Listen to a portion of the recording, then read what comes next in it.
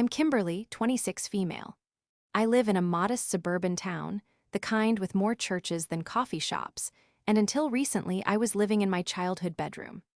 For the past 4 years, I've worked as a financial analyst, a job that requires discipline, patience, and a knack for seeing the long-term value in things, skills that I thought my family appreciated. I was meticulously saving every spare dollar for a down payment on a small condo, a tangible symbol of my independence. This is the story of how that dream was nearly shattered by the people who were supposed to be my biggest supporters. It's about how their greed and sense of entitlement forced me to unearth a family secret they had long forgotten. A secret that would not only save my future, but also give them the most brutal lesson in financial literacy they would ever receive. Before this story unfolds, I'd love to connect with you. Please let me know in the comments where you're watching from and what time it is in your corner of the world. It's amazing to see how far these stories can travel. Life, for the most part, was a predictable rhythm of numbers and spreadsheets. Monday to Friday, I was Kimberly, the analyst who could spot a rounding error from a mile away. My desk was a sanctuary of order, monitors perfectly aligned, keyboard free of crumbs, a single thriving succulent named Monty, my only office companion. My job at a mid-sized investment firm wasn't glamorous, but it was steady, and it paid well enough for me to pursue my one, all-consuming goal: homeownership. The dream wasn't about a sprawling house with a white picket fence. It was about a small, two-bedroom condo on the other side of town. It was about having a space that was unequivocally mine, a place where the volume of the TV was my decision alone, and the color of the walls wasn't up for a family vote. For 4 years, this dream fueled an almost monastic lifestyle.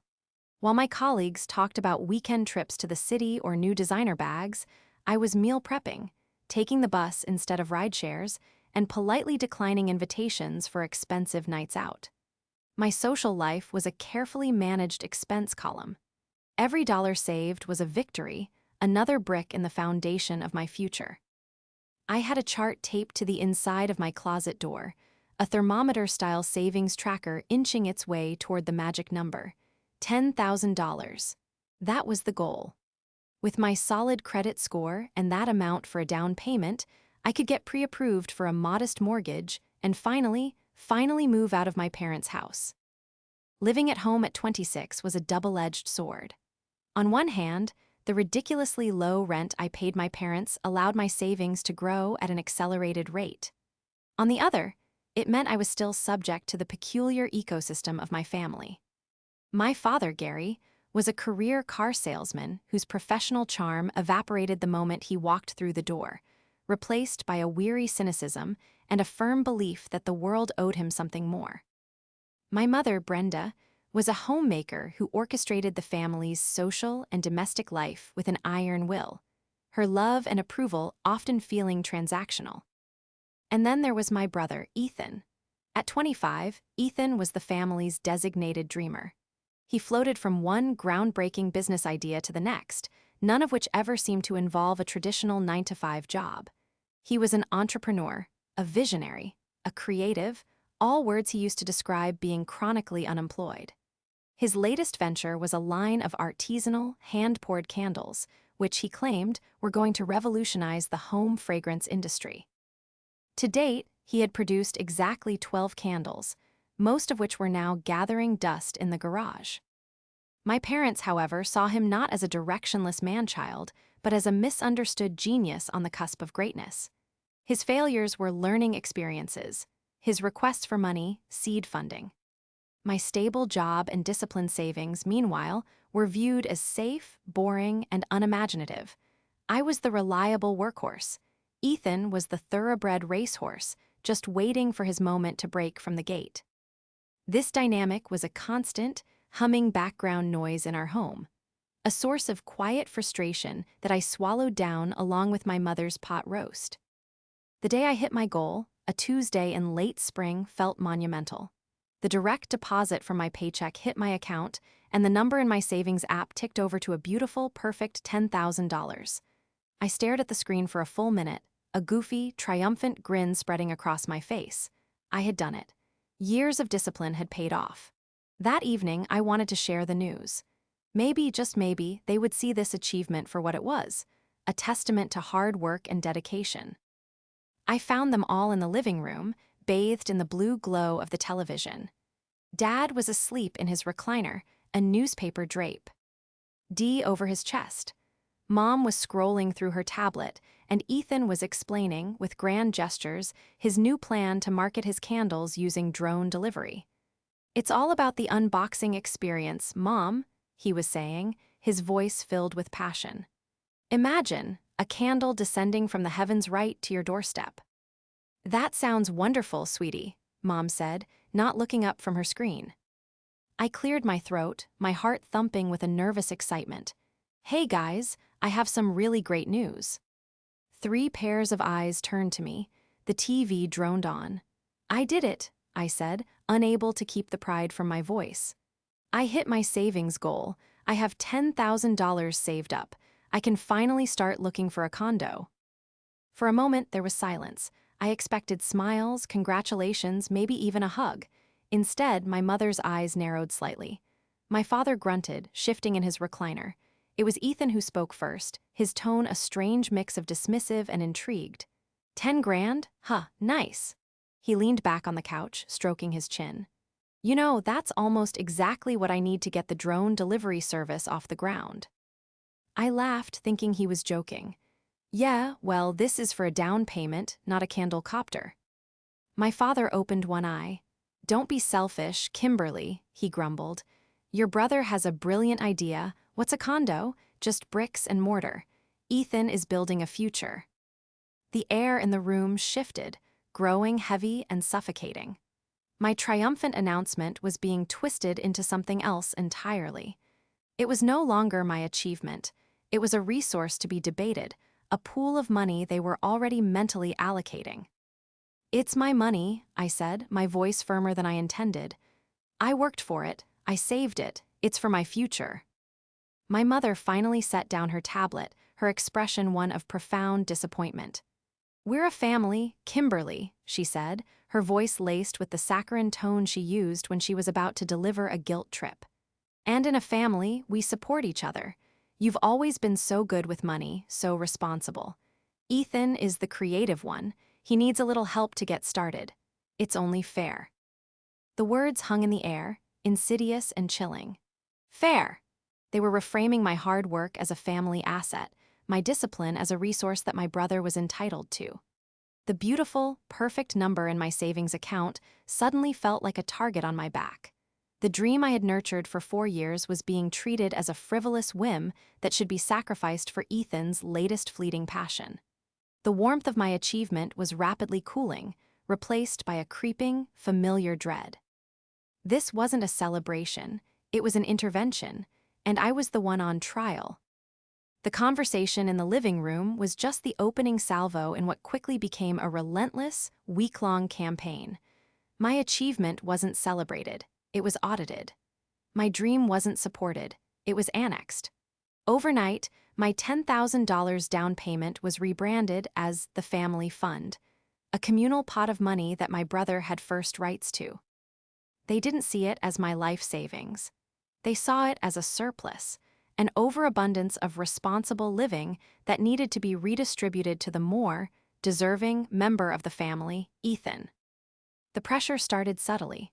My mother would leave pamphlets for small business seminars on my pillow.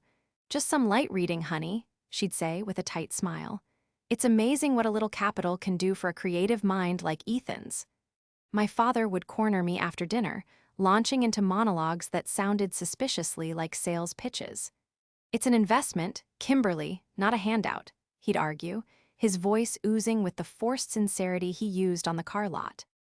"You're investing in your brother's future. The return will be tenfold, you'll see. Family is the best investment there is." Ethan, meanwhile, adopted the air of a benevolent CEO, graciously allowing me to be his primary shareholder. He started presenting me with business plans, which were little more than doodles on napkins, outlining how my $10,000 would be spent. There were expenses for high-end paraffin wax, premium aromatic oils, and, of course, the fleet of delivery drones. He spoke of it as if my agreement was a mere formality. Once we get your capital injection, he'd say, we can move into the production phase. He used the word we a lot. I tried to reason with them. I explained the concept of a down payment, how it was crucial for securing a mortgage, how it represented years of sacrifice. I showed them listings for the modest condos I was considering, trying to make my dream tangible for them. Their eyes would glaze over. To them, my condo was an abstraction, a selfish indulgence. Ethan's candle business, however, was a noble venture, a future empire they could all take credit for. The breaking point came on a Saturday morning. I was in my room, scrollin'. Through real estate websites, when my parents and Ethan walked in without knocking. They stood in a formidable line at the foot of my bed, a united front of familial expectation. My mother was holding a plate of cookies, a peace offering that felt more like a prop.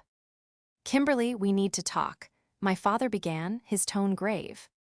We've been discussing it, my mother added, placing the cookies on my nightstand. And we think we've come up with a very fair solution. I sat up, my stomach clenching. I knew this wasn't going to be a negotiation. It was going to be a verdict. Your brother's future is at a critical juncture, my father said. He has momentum. We can't let that stall out because of a minor cash flow issue. So, my mother chimed in, we've decided that you should give Ethan the $10,000. I stared at them, speechless. The audacity of the word decided was staggering. It's not a gift, my father clarified quickly, as if that made it better. It's his rightful share. You've had the advantage of living here, rent-free practically, with a good job. You've had it easy. Ethan has had to struggle to fight for his vision. It's only right that you share some of the fruits of your good fortune with him. Think of it as a family tax. A family tax. The phrase echoed in my head, a grotesque distortion of love and support. They were literally demanding a tax on my success, a tithe on my discipline, to fund my brother's lack of it. No, I said, the word feeling small but solid in my throat. Absolutely not. Ethan, who had been silent until now, scoffed. Wow, I see how it is. You finally get a little bit of money and you immediately turn your back on your own family. This has nothing to do with turning my back on anyone, I retorted, my voice rising.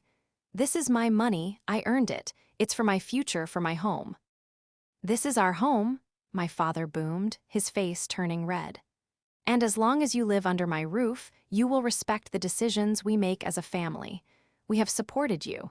We have given you a place to live so you could save all that money. Now it's time for you to give back. Give back? I was incredulous. I pay rent, I buy my own groceries, I contribute. This is not giving back, this is theft. You want me to hand over 4 years of my life's work so Ethan can buy some toys for his candle hobby. The word hobby struck a nerve. Ethan's face twisted in anger. It's not a hobby, it's my career. It's more than you'll ever have, stuck in your boring little cubicle counting beans for someone else. The argument devolved from there, a whirlwind of accusations and ultimatums. They called me selfish, ungrateful, and greedy. They claimed I was sabotaging my brother out of jealousy. My mother started to cry, crocodile tears designed to paint me as the villain, the cold-hearted daughter breaking her family apart. In the end, my father laid down the final, brutal edict. Fine, he said, his voice dangerously low. If you're going to be so selfish, if you're not going to be a part of this family, then you can get out. Either you give Ethan the money, or you pack your bags and leave. We won't have someone so ungrateful living in our house. The threat hung in the air, thick and poisonous. They were actually willing to make me homeless to get their hands on my savings. They were leveraging my dependence on them, the very situation they claimed was a privilege, as a weapon. They weren't asking for my help, they were demanding my surrender. They saw my dream of a home and decided to burn it down to light one of Ethan's artisanal candles. I looked at their faces, my father's rigid fury, my mother's tear-streaked disappointment, my brother's smug entitlement. There was no love there, no concern for my well-being. There was only greed.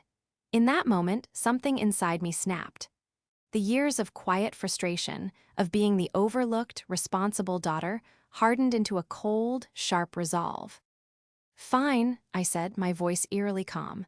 "I'll be out by the end of the week." Their expressions shifted from anger to shock. They hadn't expected me to call their bluff. They thought I would crumble. They thought I had nowhere else to go. But as I looked at their stunned faces, a memory surfaced, faint at first, then sharpening into focus. It was a memory of my grandfather, a kind man with twinkling eyes, sitting me down when I was just a teenager. He had told me something important about my future, something he had set up just for me. Something my parents had either forgotten or, more likely, had chosen to ignore. It was a long shot, a dusty file in the back of my mind, but right then, it was the only hope I had. The days following the ultimatum were cold and silent. My family treated me like a ghost, my presence in the house an unwelcome reminder of my betrayal. Meals were eaten in stony silence. My mother would pointedly make just enough food for 3, leaving me to fend for myself. My father would walk out of a room the moment I entered. Ethan just smirked at me whenever our paths crossed, as if my imminent departure was a great victory for him. They were so sure they had won, so confident that I would come crawling back, checkbook in hand, begging for forgiveness. They underestimated me. More importantly, they had forgotten about my grandfather. My maternal grandfather, Arthur, had been the anchor of my childhood. He was a man who had built a successful construction business from the ground up, a man who believed in hard work, integrity, and the power of a well-laid plan. He saw the world in blueprints and foundations, and he applied the same logic to life. He passed away when I was 17, but his influence felt more present than ever in that hostile house. While my parents saw my brother's chaotic energy as creative genius, my grandfather had always valued my steady, methodical nature. He called me his little future CEO, praising my meticulously organized crayon collection and my childhood habit of saving my allowance. The memory that had surfaced during the argument was of a conversation we had about a year before he died. We were sitting on his porch, and he had handed me a thick, official-looking envelope. "This is for you, Kimberly," he had said, his voice serious but kind. "Not for your parents, not for your brother. For you, it's a trust. I've put my lawyer, Mr. Harrison, in charge of it. You won't be able to touch the principal until you're 30, but it's there to help you if you ever need a leg up. It's a foundation. What you build on it is up to you." At the time, 17 and preoccupied with high school drama, the significance of his words had been lost on me. I vaguely remembered my parents taking the envelope for safekeeping. They had dismissed it as one of Grandpa's eccentricities, something to be dealt with far in the future. In the whirlwind of grief after he passed, the trust was forgotten by everyone, or so I thought. Now, it was a lifeline. I spent the next 2 days packing my life into cardboard boxes, the physical act of sorting through my belongings a welcome distraction from the emotional turmoil. Beneath a pile of old yearbooks in the bottom of my closet, I found it, a dusty manila folder labeled Kimberly's estate. My hands trembled as I opened it. Inside were the documents my grandfather had given me all those years ago, along with a business card. The card was yellowed with age, but the name was still clear: Arthur Harrison, attorney at law. My heart pounded as I dialed the number. I expected a disconnected line, a retired practice, a dead end. To my immense relief, a calm, elderly voice answered on the third ring. "Harrison speaking." "Mr. Harrison?" I began, my voice shaky. "My name is Kimberly. You don't know me, but my grandfather was Arthur. He set up a trust for me years ago. I need to ask you about it." There was a pause on the other end of the line, and then a warm chuckle. "Arthur's little CEO? Of course, I remember. I've been waiting for your call for 9 years. I was beginning to wonder if your parents ever told you the full story." That last sentence sent a chill down my spine. The full story. "Indeed," Mr. Harrison said. "Your grandfather was a very shrewd man. He saw things your parents didn't, or perhaps didn't want to. The trust is quite specific in its instructions. Why don't you come by my office tomorrow? We have much to discuss." The next day, I drove to a quiet, tree-lined street and found a small, dignified brick building with a simple plaque that read Harrison and Sons. Mr. Harrison was exactly as I had imagined, tall and thin, with a shock of white hair and the same kind, twinkling eyes my grandfather had. He led me into a cozy office lined with leather-bound books that smelled of old paper and wisdom. He pulled a thick, imposing binder from a safe and laid it on the desk between us. "This," he announced, "is the Arthur M. Albright Generational Trust." He opened it and began to explain. My grandfather had seeded the trust with a significant amount from the sale of his business, an amount that made my $10,000 savings look like pocket change. As he had told me, I couldn't touch the principal until my 30th birthday. However, he had included several specific clauses, what Mr. Harrison called life start provisions. One clause allowed the trustee, Mr. Harrison, to release funds for a down payment on a primary residence, provided I could demonstrate financial responsibility by contributing at least 10% of the down payment myself. My meticulously saved $10,000 was not just a down payment, it was a key. It was the proof of responsibility my grandfather had required. But that wasn't the most shocking part. Mr. Harrison turned to another page, his finger tracing a line of dense legal text. "Your grandfather was a pragmatist," he explained. "He worried that your parents' financial mismanagement and clear favoritism toward your brother would one day put you in a difficult position." He tapped the paragraph. "This clause is colloquially known as a bad blood provision. It states that in the event you are unjustly and without reasonable cause removed from the family residence by its primary occupants, that being your parents, before your 30th birthday, a certain process is to be initiated." I leaned forward, my breath catching in my throat. "A process?" Mr. Harrison looked at me over the top of his reading glasses, a grim smile playing on his lips. "The clause grants you, the beneficiary, the right to immediately liquidate a portion of the trust's assets. Specifically, you are authorized to purchase the family residence at its current market value." I stared at him, my mind struggling to process the words. "Purchase my parents' house." "And that's not all," he continued, flipping a page. "The house, as you may know, is the primary asset listed in your parents' will, intended to be split between you and your brother upon their passing. However, another of your grandfather's properties, a small rental house across town, is also part of this trust. The bad blood clause gives you the authority to swap the assets. You can use the trust to buy your parents' home, and in exchange, the significantly less valuable rental property would replace it as their primary asset to be willed. In essence, your parents kicking you out gives you the power to legally buy the house out from under them and simultaneously downgrade their, and by extension, your brother's, inheritance." I sat back in the leather chair, feeling the wind knocked out of me. It was a plan of such staggering, Machiavellian brilliance that it could only have come from my grandfather. He hadn't just left me a safety net, he had left me a weapon. A perfectly legal, ethically righteous weapon forged from his foresight and his love for me. He had seen this day coming 9 years ago. He had anticipated my family's greed and had built a fortress around my future, with a cannon aimed directly at their front door. My parents and my brother thought they were kicking me out into the cold. They thought they were casting me adrift, severing my last tie to security. They had no idea that with that one selfish act, they hadn't just pushed me out the door. They had handed me the deed. It was, in every sense of the word, my grandfather's last laugh.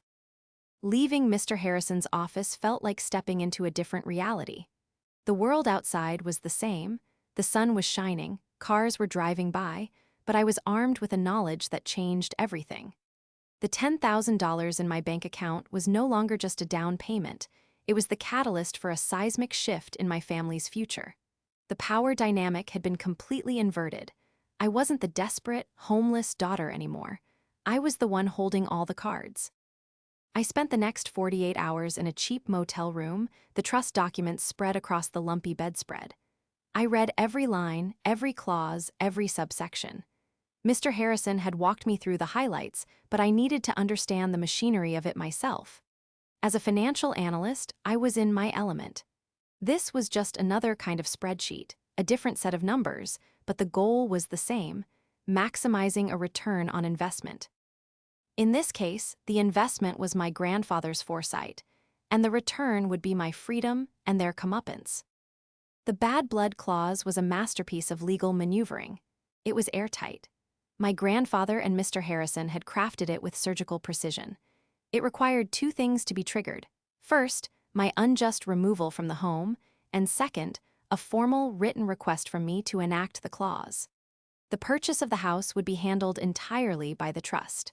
My parents would receive a check for the fair market value of their home, an amount determined by 3 independent appraisers. They couldn't refuse the sale; their signatures weren't required. By kicking me out, they had unknowingly activated a dormant clause in a legal document they had long since forgotten. They had, in effect, put their own house up for sale and made me the sole interested buyer. The asset swap was even more devastatingly brilliant. The family home, a 4-bedroom house in a desirable neighborhood, was worth around $450,000.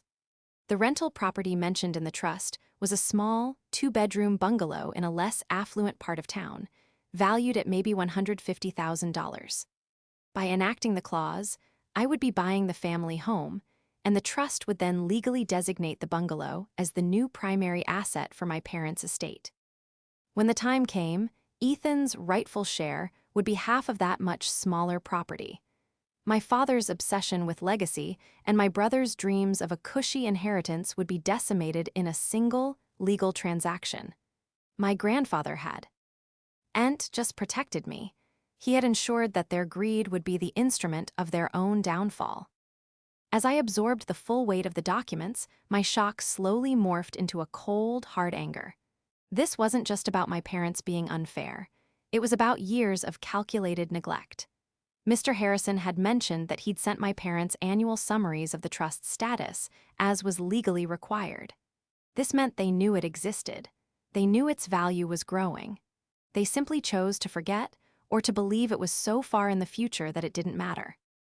They let me live like a pauper, scrimping and saving for a tiny piece of security, all while sitting on the knowledge that a fortune was waiting for me. They saw my struggle, my discipline, and they didn't offer a word of encouragement about the safety net my grandfather had built. Instead, they tried to snatch away the one thing I had built for myself. Their betrayal wasn't a single act, the demand for my $10,000. It was a pattern of behavior, a long-term campaign of emotional and financial manipulation. They had propped up my brother's fantasies while quietly dismissing my reality. They had cultivated his dependence while punishing my independence. Now, seeing it all laid out in the fine print of a legal document, the injustice of it burned in my chest. This was no longer just about getting a house. It was about taking a stand. It was about honoring my grandfather's legacy and his belief in me. He had given me the tools to build a better future, and I would be damned if I let them sit in the toolbox gathering dust. I called Mr. Harrison. "I want to do it," I said, my voice steady and clear. "I want to enact the clause." "I thought you might," he replied, a note of satisfaction in his voice. "I'll get the ball rolling on the appraisals. We'll need to move quickly and quietly. The element of surprise is our greatest advantage. Your parents will receive a formal notice from the trust's legal team, but by the time they do, the process will be irrevocable." He gave me my instructions. I was to have no contact with my family. I was to forward any calls or texts from them directly to him. The trust would handle everything. My only job was to stay strong and stay silent. For the first time in my life, I felt a profound sense of power. It wasn't the giddy, arrogant power my brother exuded. It was the quiet, solid confidence that comes from knowing your foundation is secure. My grandfather had built that foundation for me, and my parents had tried to demolish it. Now, I was going to use it to build my walls so high they would never be able to cast their shadows over me again. While the lawyers began their work, I started my own planning. I made a budget, not based on my meager salary, but on the new reality of my financial situation. I started looking at furniture online, not just for a small condo, but for a 4-bedroom house. I imagined myself in every room of that house, the house I grew up in, but this time as its owner, not its guest. I pictured turning Ethan's perpetually messy room into a home office, and the master bedroom, my parents' sanctuary, into my own. The fantasy was so potent, so satisfying, that it overshadowed any lingering feelings of guilt or sadness. They had made their choice. Now I was making mine. They had taught me that in our family, everything was a transaction. They were about to learn that I was a much better analyst than they were. The following weeks were a masterclass in strategic silence.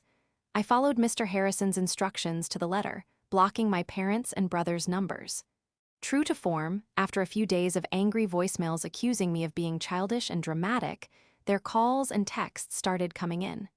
First, they were demanding to know where I was. Then, the tone shifted to feigned concern. Finally, when they got no response, they resorted to frustrated, abusive messages. I saved every single one, creating a digital paper trail of their harassment, a grim but necessary record of their true natures. Meanwhile, Mr. Harrison's team worked with incredible efficiency. 3 different, highly respected appraisers were dispatched to the house under the guise of an insurance assessment update, a routine event my parents wouldn't question. The appraisers came on different days, their reports submitted directly to the trust. The final valuation came in at a solid $460,000. The trust immediately began the process of liquidating assets to cover the purchase price and associated legal fees. While the legal gears were turning, I had my own role to play in this quiet drama. My parents' leverage over me had always been my perceived dependence on them. Their power came from the belief that I needed their roof over my head.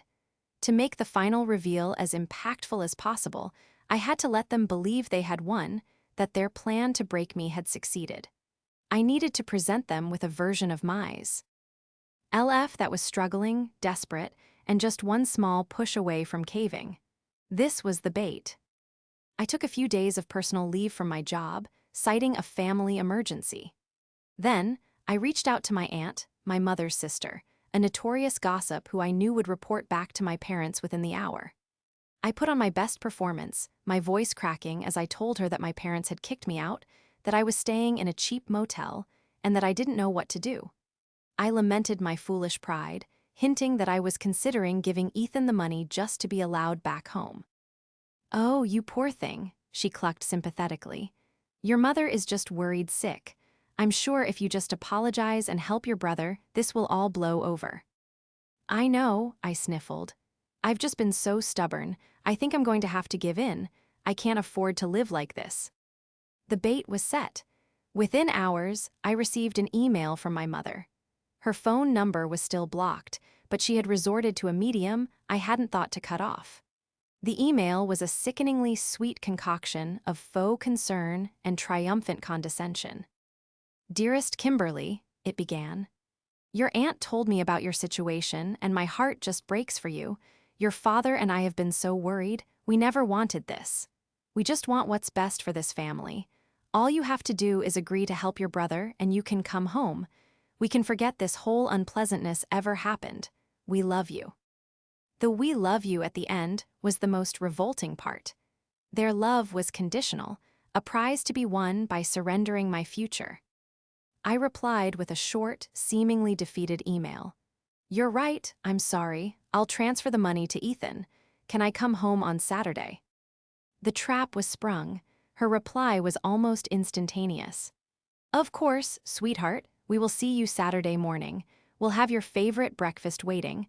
I'm so glad you've come to your senses." They thought they were reeling me in. They pictured me arriving on their doorstep, shamefaced and broken, my life savings ready to be handed over to their golden child. They were already celebrating their victory. They had no idea that Saturday wasn't about my surrender. It was about their eviction. On Friday afternoon, Mr. Harrison called me. "It's done," he said simply. The trust officially took ownership of the property at 2 p.m. this afternoon. The funds have been transferred to your parents' mortgage lender, with the remainder deposited into their primary bank account. A courier is on his way to the house as we speak with the official legal notice of the sale and a 30-day notice to vacate. A wave of pure, unadulterated relief washed over me. Thank you, Mr. Harrison, for everything. You're thanking the wrong person, he said warmly. Thank your grandfather. He was a remarkable man. Now, are you ready for tomorrow? I am, I said, a smile spreading across my face. The switch was about to happen. My parents had baited a trap for their daughter, expecting her to walk in and be consumed. But I wasn't the bait anymore. I was the hunter, and I had switched the trap. The home they thought they were welcoming me back to was no longer theirs.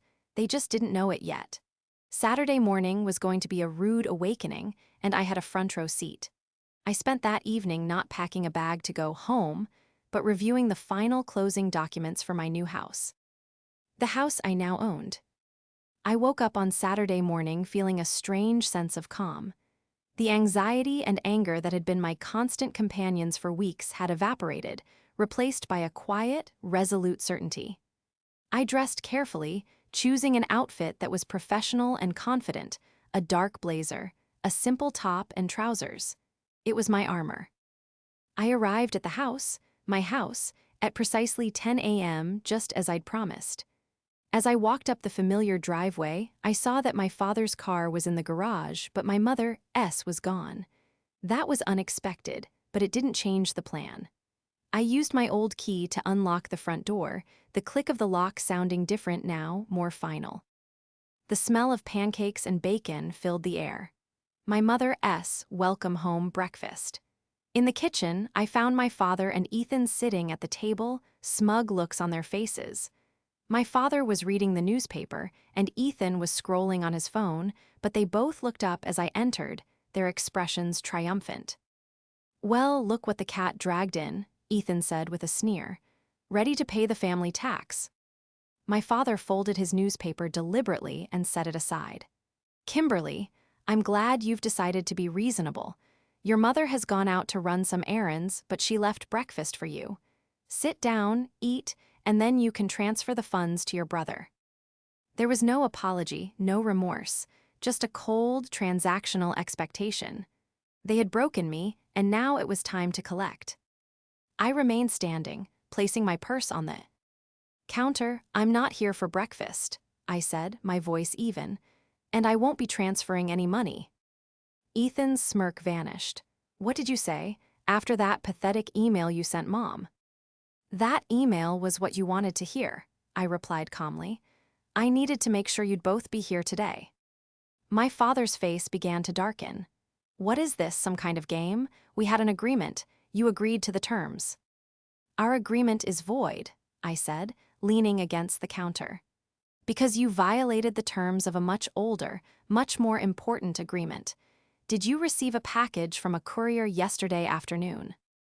I saw a flicker of confusion in my father's eyes. He glanced toward the mail table in the hallway, where a large, official-looking courier envelope lay, still sealed. In their arrogance, they hadn't even bothered to open it. Go on, I prompted. Open it. It's addressed to you and Mom. My father stood up, his movement stiff with suspicion. He walked to the hallway, snatched the envelope, and tore it open. Ethan got up and looked over his shoulder as their father pulled out a thick sheaf of papers. I watched as their eyes scanned the first page. I saw the exact moment the words registered. My father's face went from confusion to disbelief, then to a ghastly, pale shade of white. Ethan's jaw went slack, his phone clattering from his hand onto the floor. What is this? My father whispered, his voice hoarse. This is impossible. It says the house has been sold. It's not impossible, I said, my voice cutting through the stunned silence. It's perfectly legal. Grandfather Arthur's trust. Surely you remember it. You got the annual statements. The bad blood provision was quite clear. By unjustly kicking me out, you triggered it. The trust was legally authorized to purchase this property at fair market value, which it did, yesterday afternoon. My father swayed on his feet, gripping the documents like they were a lifeline. No. Ethan looked from the papers to me, his eyes wide with horror. You bought our house. My house, I corrected him gently. I am the sole beneficiary of the trust, and as the new owner, I'm here to inform you that you have 30 days to vacate the premises. It's all in the notice. Legally, you are now my tenants. I expect you'll be out on time. Just then the back door opened and my mother bustled in, her arms full of grocery bags. I'm back, she called out cheerfully. Did you save me any pancakes? Kimberly, sweetie, I'm so glad you're. Her voice trailed off as she saw the scene before her, me, standing calmly by the counter, Ethan, looking like he'd seen a ghost, and her husband, white-faced and trembling, clutching a legal document. What's going on? She asked, her smile faltering. My father couldn't speak. He just held out the papers. My mother put down her bags and took them, her brow furrowed in confusion. I watched her read, her expression mirroring her husband's journey from puzzlement to utter devastation. This is a joke, she said, her voice a high-pitched squeak. This is a cruel, horrible joke. Kimberly, you tell them this isn't real. Oh, it's very real, Mom, I said, picking up an apple from the fruit bowl on the counter. Grandfather was a very smart man. He foresaw a situation just like this one. He wanted to make sure I would always have a foundation. And you tried to tear mine down to build a launch pad for Ethan's candle drones. I took a crisp bite of the apple, the sound echoing in the silent kitchen. You demanded my $10,000, I continued, chewing slowly. You called it a family tax, Ethan's rightful share. Well, consider this my rightful share. Not only do I own this house, but the trust's legal structure means your inheritance has been altered. This house is no longer the family asset. It's been swapped with a small rental bungalow across town. So when you're planning your golden years, Ethan, remember that your half will be a lot smaller than you were counting on. The full scope of their ruin finally dawned on them. It wasn't just the house. It was their future, their retirement, their precious legacy. They had sacrificed their daughter for their son, and in doing so, had lost everything they had schemed to protect for him. My mother sank into a kitchen chair, her face crumpling. My father leaned against the wall, looking utterly defeated. And Ethan just stared at me, his face a mask of pure, unadulterated hatred. He had built his life on the belief that he was entitled to my success. Now, he was facing a future where he would have to build something for himself, and he had no foundation at all. The 30 days that followed were a slow, agonizing funeral for my family's entitlement. They cycled through every stage of grief, but mostly anger and denial. They hired a lawyer, a desperate, bottom-of-the-barrel attorney who, after one look at the trust documents Mr. Harrison provided, told them they didn't have a leg to stand on. My grandfather's planning had been too perfect, too absolute. They tried appealing to me emotionally, leaving tearful, manipulative voicemails that I forwarded to Mr. Harrison without listening to them. Ethan was the most volatile. He swung between begging and threatening. One day, he'd be promising to pay me back double once his candle business took off. The next, he'd be screaming that I had ruined his life. None of it moved me. The part of me that cared for their approval had been surgically removed in that cold motel room. I stayed away from the house, letting the legal process run its course. Mr. Harrison handled the details of their move-out. I didn't want to see them packing up their lives. I didn't need to gloat. The knowledge that they were finally facing the consequences of their actions was satisfaction enough. On the final day of the 30-day notice, Mr. Harrison and I did a final walkthrough of the house. They were gone. The rooms were empty, echoing with the ghosts of my childhood. They had taken their furniture, their clothes, their personal belongings, but they had left a palpable bitterness in the air. Ethan had childishly punched a hole in his bedroom wall, a final, impotent act of defiance. It would be simple to patch. The weeks that followed were about reclamation. I hired professional cleaners to scrub the house from top to bottom, erasing the last physical traces of them. I had the locks changed. I walked through each empty room, not as a visitor or a child, but as the owner. I stood in my parents' old bedroom, now my bedroom, and looked out the window at the quiet street. It felt right. Moving my own things in was surreal. The few boxes I had packed in a panic now seemed laughably small in the cavernous space. I sold my parents' old, dated furniture and slowly began to fill the house with pieces that reflected my own taste, clean, modern, and uncluttered. I turned Ethan's old room, with its newly patched wall, into a bright, spacious home office. My father's dusty garage workshop became a home gym. I was systematically overwriting their history with my future. My life settled into a new, peaceful rhythm. I had my space, my independence, my security. The $10,000 I had saved, which started this whole saga, I used as a down payment, not on the house itself, but on a new car. It felt fitting. The rest of my grandfather's trust remained under Mr. Harrison's steady management, a quiet hum of security in the background of my life, waiting until my 30th birthday. I heard through the family grapevine that my parents and Ethan had moved into a cramped, two-bedroom apartment. The money from the sale of the house, after paying off their mortgage and debts, hadn't stretched as far as they'd hoped. My father was still selling cars, his spirit broken. My mother, I was told, complained endlessly about their new, diminished life.